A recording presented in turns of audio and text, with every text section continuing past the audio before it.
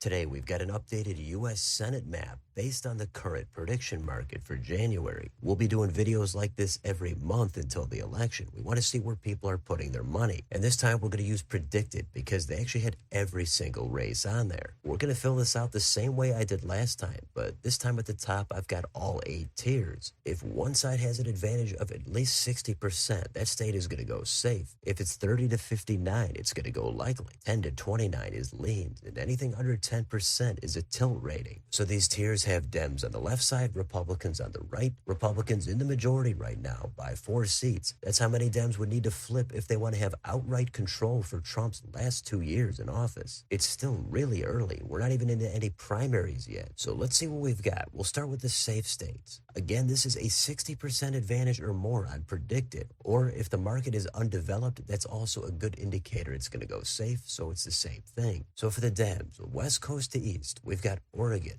Colorado, New Mexico, Minnesota. That was just over 60%. Not sure who the nominees are going to be yet. But then we've got Illinois. Then on the East Coast, it's Massachusetts, Rhode Island, New Jersey, Delaware, and Virginia. According to the market, those states are completely in the bag for the Dems. Which ones are in the bag for the Republicans? Well, we've got Idaho, Montana, Wyoming, South Dakota, Kansas, Oklahoma. Texas was over 60%.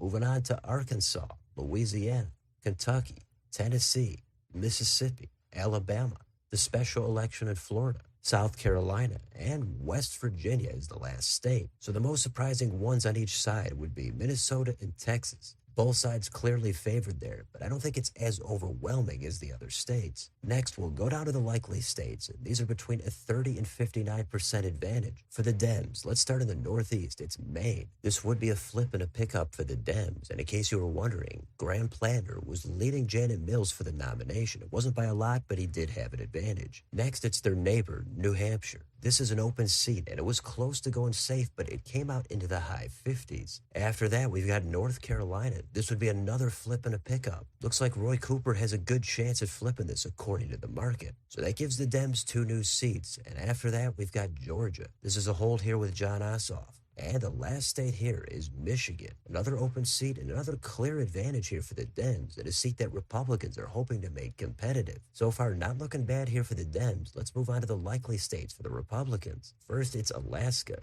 I think there's anticipation here that Mary Peltola is going to challenge Dan Sullivan for this Senate seat. If she does, that should make it competitive, but Sullivan's still going to be the favorite. And in this case, it's actually into likely territory. Next, it's Nebraska. This would be Pete Ricketts against independent candidate Dan Osborne. Most of us know the story by now. Osborne challenged Deb Fischer back in 24, and he lost by a likely margin. This time, Pete Ricketts, a stronger incumbent, a former governor. He's got a lot of resources. He's not going to want to get caught off guard. But the thing going for Osborne is he's going to have much higher name ID doing it a second time. Plus, that independent label is bound to get crossover vote. The question is, how much is it going to be? Well, according to this market, it looks like it's going to be closer, but Ricketts still with a comfortable enough win. Next door, we've got Iowa. This one probably going to be Ashley Hinson for the GOP. The Dems are unclear. It is a moderately red state, but Dems hoping to have an opening here. But as of right now, the market is going to put this into likely territory. That is actually it for the likely states, and we've only got 1 state left. There's no tilt margins this time. We've got 1 at leans, and that's Ohio.